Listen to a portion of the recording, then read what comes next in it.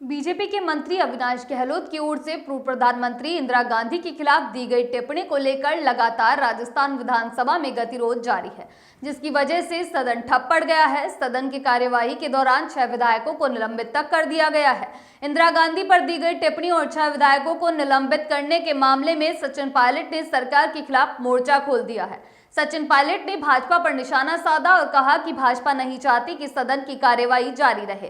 भाजपा चाहती है विवाद हो ताकि संवाद ना हो, सवाल ना पूछे जाएं, जवाब ना देना पड़े। पायलट ने कहा कांग्रेस नेताओं ने गतिरोध पर खेद प्रकट किया, लेकिन जब बारी आई सरकार की तो खेद प्रकट करने की तो वह पीछे हट गए। इससे सरकार की मंशा का पता चलता है कि वह नहीं चाहती कि सदन की कार्यवाही निरंतर जारी रहे। कांग्रेस नेता सचिन पायलट ने कहा, जिस प्रधानमंत्री ने 32 गोलियां खाई उसके खिलाफ प्रश्नकाल में इस प्रकार की बात बोलना जिसका कोई संदर्भ नहीं था, उस बात को जानबूझकर अपमानित करने के लिए रखा गया ताकि सदन और देश में उत्तेजना फैले। पायलट ने कहा कि अगर हमारे नेता की कोई अवमानना करता है तो आवाज उठाना हमारा अधिकार है। भारत सरकार सदन में अंबेडकर को अपमानित करती है और राजस्थान सरकार विधानसभा में इंदिरा गांधी को अपमानित करती है।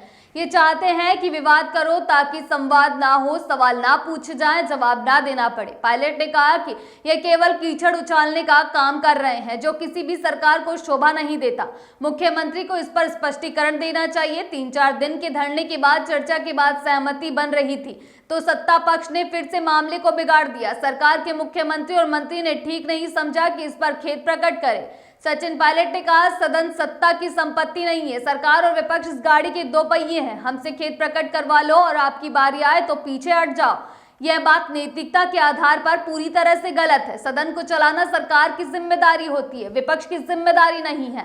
सरकार नहीं चाहती कि सदन में विपक्ष सरकार से कठोर सवाल पूछे। सरकार चाहती है कि सदन बाधित रहे और पारदर्शिता खत्म हो जाए। सचिन पायलट ने इस दौरान भाजपा के प्रदेश प्रभारी राधा मोहन अग्रवाल पर निशाना साधा। पायलट ने कहा, बस जिम्मेदार होकर भी क्या टिप्पणी कर रहे हैं। मंत्री सदन के पटल पर ऐसा बयान देते हैं और प्रदेश के प्रभारी उनकी पीठ थपथपा रहे हैं। पायलट ने कहा कि जनता जागरूक है, ये व्यक्तिगत मामला नहीं है। मुद्दा यह नहीं कि किसने क्या बोला, मुद्दा यह है कि जिस मंत्री ने इंदिरा गांधी को अपमानित किया उस पर खेद प्रकट करने में उनकी नाक कट रही है। ये पूरी सरकार की जिम्मेदारी है। सचिन पायलट ने कहा, इनके आपस में झगड़े चल रहे हैं। डॉक्टर किरोड़ीलाल मीणा ये कह कहकर थक गए कि उनका फोन टैप हो रहा है।